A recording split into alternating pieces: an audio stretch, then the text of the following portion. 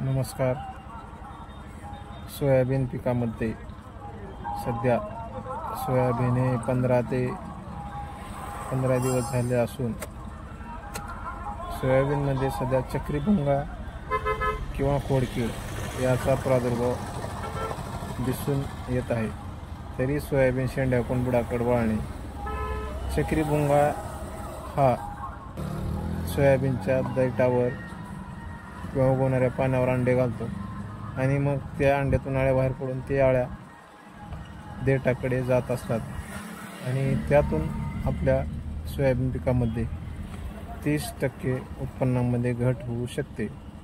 यासाठी उपाय म्हणून आपल्याला सिंजेंटा कंपनीचं आलिका हे कीटकनाशक वापरायचं आहे आणि आलिकामध्ये थायमोक्झाइन आणि लॅम्बडा सायलोथ्रिन हा घटक आहे आणि याचं प्रमाण आहे 10 ml प्रति पंपासाठी वापरायचं आहे. या चक्रीभुंग्याचे नियंत्रण करणे खूप गरजेचे आहे. धन्यवाद.